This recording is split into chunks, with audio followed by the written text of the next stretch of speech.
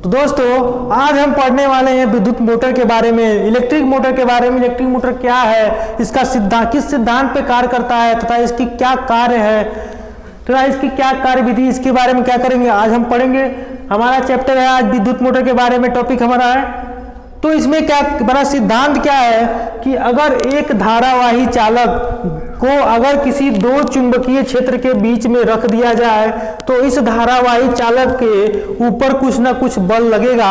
उसी के बारे में हमारा क्या है सिद्धांत कहता है। जैसे मेरे पास एक धारावाही चालक मैं बनाया हूं, एक आयताकार धारावाही चालक है। देखिए सेम जिस आकार में ये धारावाही चालक है, ये चालक तार है, इसके ऊपर इंसुलेशन है और मैं इसको क्या कहूँ ढेर सारे तारों को क्या किया कुंडली बना दिया हूं।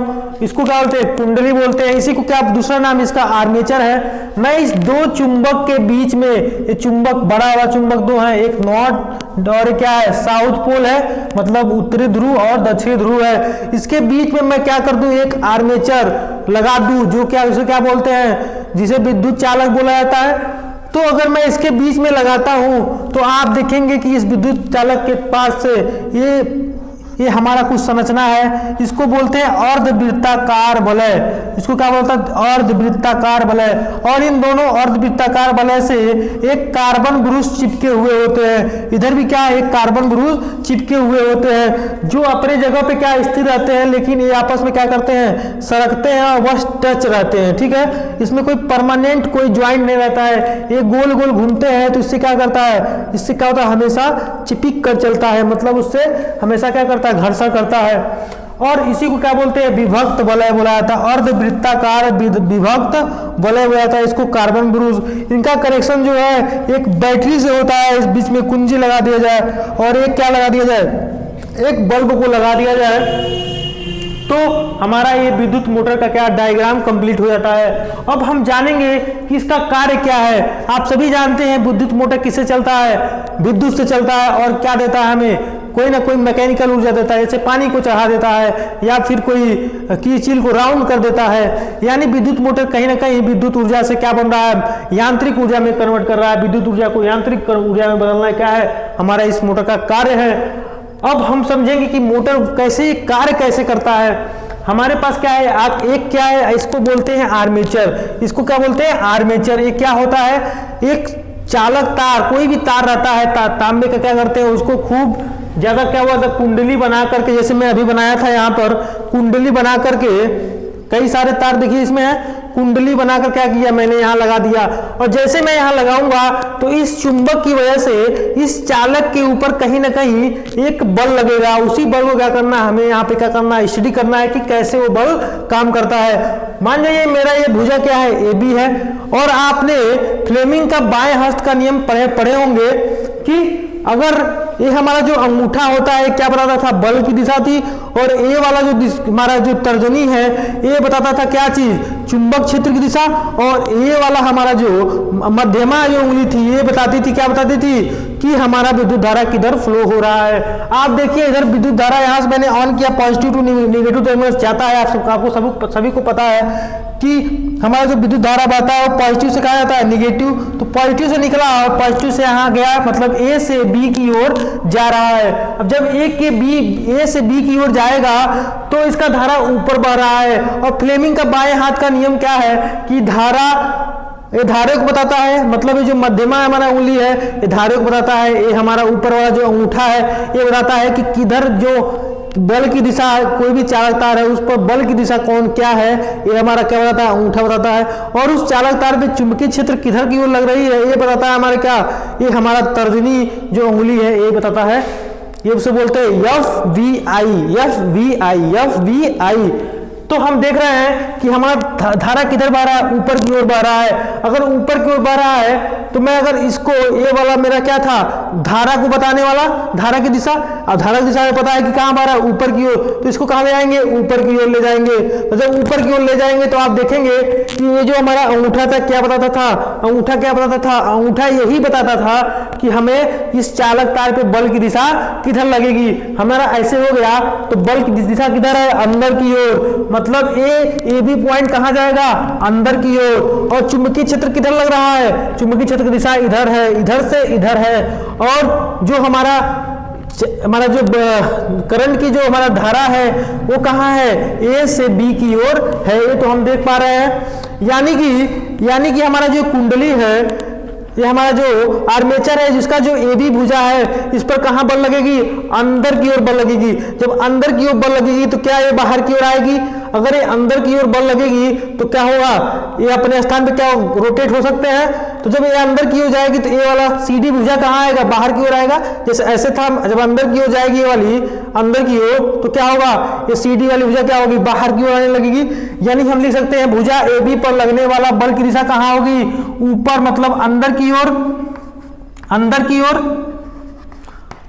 अंदर की ओर।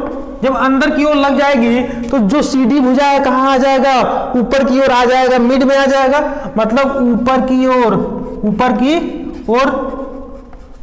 तो अगर ऐसा कुछ हो रहा है, दिमाग दीजिएगा यहाँ पे, अगर ऐसा कुछ हो रहा है, आपने पढ़ा होगा संवेग के बारे में, अगर ये ऐसा यहाँ पे जाकर रुक जाती है, क्यों रुक जाती है, क्योंकि यहाँ पे जो हमारा विभक्त बल है ये बीच में क्या है, कुछ भी नहीं है, मतलब यहाँ सर्किट पूरा नहीं हो रहा है, तो यहीं पे क्या हो गया, रुक जाएगा। लेकिन संवेग का नियम आप लोग पढ़े होंगे कि अगर कोई वस्तु किसी अवस्था में गतिशील है तो उसकी गतिशील के कारण थोड़ा दूरी और चलेगा। जैसे कोई चीज अगर ऐसे चल रहा है, उसको अचानक रोकेंगे तो वो रुकेगा नहीं, थोड़ा सा उसके अंदर क्या है, पहले से एनर्जी है, वही एनर्जी क्या होगा, थोड़ा इसको यहाँ तक आ गया था और जैसे और आगे तक थोड़ा सा चला जाएगा, जैसे थोड़ा और आगे चला जाएगा तो जो सी डी भुजा है वो ए बी की जगह को धारण कर लेगा, और जो ए बी भुजा है वो सी डी की भुजा की जगह क्या कर लेगा, धारण कर लेगा। जैसे ऐसे था, जब इस पर कोई बल लगा अंदर की ओर तो ये ऊपर आ गया, ऊपर आने के बाद ये कैसे हो गया, ऐसे हो गया।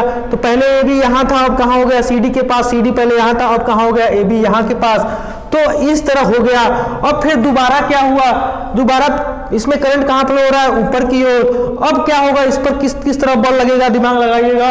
जब बल कहाँ देखेंगे कि जो विद्युत धारा कहाँ बह रहा है, ऊपर की ओर बह रहा है। और हम फ्लेमिंग का बायस नियम क्या जानते हैं कि जो हमारा अंगूठा है क्या बताता है, ये हमारा बताता है बल की दिशा, ये बताता है चुंबकीय क्षेत्र की दिशा, ये वाला बताता है जो हमारा मध्यमा है वो बताता है क्या, धारा, विद्युत धारा की दिशा। विद्युत धारा दिशा कहाँ है, ऊपर की ओर है, तो मैं इसको कहाँ ले जाऊंगा, ऊपर की ओर। मैं देखूंगा कि जो हमारा जो इस चालक तार है इसके ऊपर जो लगने वाला बल कहाँ है, अंदर की ओर, चुंबकीय क्षेत्र किधर, इधर। अब बहने वाली धारा की दिशा कहाँ है, ऊपर है। तो फिर दोबारा जो ए बी पर, यानी ए बी क्या बन गया था, सी डी बन गया था, ए बी क्या बन गया था, सी डी बन गया था, और सी डी क्या बन गया था, ए बी बन गया था। तो सी डी क्या होगा, फिर अंदर की ओर जाएगा और ए बी क्या हो जाएगा, वापस आ जाएगा। मतलब अब दोबारा सी डी ऐसे हो गया था, अब फिर इस पर क्या कोई बल अंदर की ओर लगेगा तो ए बी क्या हो जाएगा, बाहर की ओर। और जब बाहर की ओर हो जाएगा तो लेकिन इसके संवेग के कारण क्या होगा, थोड़ा सा और आगे बढ़ जाएगा। आगे बढ़ने की वजह से क्या होगा, दोबारा सी डी कहाँ अपनी जगह पर आ जाएगा और ए बी क्या हो जाएगा, अपनी जगह पर आएगा। फिर उस पर कोई ना कोई बल लगेगा और एक कार्य बार बार होता रहेगा। फ्लेमिंग के बाएं हस्त के नियम हमेशा लगता रहेगा, और लगने की वजह से बार बार ये अपना जगह चेंज करेंगे, ये अपना जगह चेंज करेंगे, और एक रोटरी मोशन, एक घूमने वाला मोशन बन जाएगा। और जब ये घूमने लगेगा तो घूमने की वजह से इसमें आप लोग देखिए, इसमें एक शाफ्ट लगा हुआ है, ये हमारा क्या है, सॉफ्ट है। अगर ये घूमेगा तो सॉफ्ट भी क्या घूमेगा, सॉफ्ट भी क्या करेगा, घूमने लगेगा, और हमें क्या मिलने लगेगा, यांत्रिक ऊर्जा मिलने लगेगा। अब इस शाफ्ट से आप आटा पीस लीजिए, इस शाफ्ट से आप पानी को चढ़ा लीजिए, वो आपके ऊपर क्या कन्वर्जन करना चाहते हैं, चाहे इस शाफ्ट से आप पानी को चला लीजिए, इस शाफ्ट से तेल को पेल लीजिए, जैसा आपको लगे इस शाफ्ट से क्या कर सकते हैं, आप यूज कर सकते हैं। तो अब हम आर्मेचर के बारे में पढ़ेंगे। आर्मेचर क्या है, आर्मेचर हमारा क्या, आयताकार कुंडली इसमें है। इसमें ढेर सारे तारों को क्या किया था, एक दूसरे में क्या कर दिया था, लपेट दिया जाता है, और हमारा एक कुंडली टाइप बन जाता है जो आयताकार है। तो इसमें मैं आर्मेचर में लिख सकता हूं कि इसमें एक आयताकार कुंडली तार होती है जो दो चुंबक के बीच में क्या होता है, टिका रहता है। इस तांबे का बना होता है तथा ढेर सारी क्या होती है, तारों को जोड़ करके मतलब लेयर बनाकर कुंडली बना दिया जाता है, आयताकार कुंडली हमारा बना दिया जाता है। हमारा आर्मेचर खत्म हो गया। अब आता है क्षेत्र चुंबक। क्षेत्र चुंबक में दो स्ट्रॉन्ग अस्थाई मैग्नेट का यूज किया जाता है, जैसे नॉर्थ है और साउथ पोल, इसको क्या किया जाता है, रखा जाता है। और सभी जानते हैं कि जो डायरेक्शन नॉर्थ टू साउथ होता है, जो भी मैग्नेटिक फील्ड बनता है। अब आता है विभक्त वलय दिशा परिवर्तन। विभक्त वलय कौन सा है हमारा, यही है, क्या है, विभक्त वलय है। और विभक्त वलय का काम क्या है, दिशा को परिवर्तित करना। जैसे हमारा कुंडली ऐसे चल रहा था, फिर ऐसे हो गया, फिर ऐसे चल रहा था, फिर ऐसे हो गया, कहीं ना कहीं इसकी क्या हुआ, दिशा को बार बार क्या कर रहा है, बदल रहा है। इसका काम ही क्या है, विभक्त वलय, जिसे बोलते हैं अर्धवृत्ताकार वलय। क्या यह अर्धवृत्त के रूप में है, मतलब एक वृत्त पूरा पूरा होता है, लेकिन ये अर्धवृत्त के रूप में क्या है, दो वृत्ताकार वलय हमारे क्या हुए हैं, इसके बीच लगे हुए हैं। ये भी क्लियर हो गया। अब हम इस मोटर की कार्य विधि के बारे में करेंगे कि एक्चुअली में काम कैसे करता है। दिमाग से लगाइए, सुनिए, समझिए कि जब हम किसी बैटरी से कुंजी को लगा देते हैं तो बैटरी से पॉजिटिव टर्मिनल से कहीं ना कहीं धारा निकलती है और किधर को जाती है, निगेटिव टर्मिनल की ओर। और रास्ते में हम देख रहे हैं कि हमारा क्या है, हमारा कुंडली है, मीन्स आर्मेचर है। इस आर्मेचर का काम क्या है, मैं ऐसे लगा दिया आर्मेचर, इसमें धारा बहेगी, तो धारा बहेगी, मान लीजिए ऊपर की ओर चली गई। फ्लेमिंग के बाएं हस्त का क्या नियम है कि अगर कोई हमारा ए वाला क्या बताता है, ए वाला अंगूठा बताता है बल की दिशा, ए वाला बताता है, तर्जनी बताती है किसकी, चुंबकीय क्षेत्र की दिशा, और ए वाला जो हमारा है मध्यमा उंगली क्या बताता है कि हमारा विद्युत क्षेत्र की दिशा किधर की ओर है। अगर विद्युत क्षेत्र की दिशा ऊपर की ओर है, यानी हमारा क्षेत्र यही है विद्युत क्षेत्र की दिशा, यानी विद्युत धारा की दिशा कौन सी है, यही वाली है। तो विद्युत धारा दिशा ऊपर जा रही है तो मैं इसको क्या करूंगा, ऊपर कर दूंगा, तो ऊपर हो जाएगा।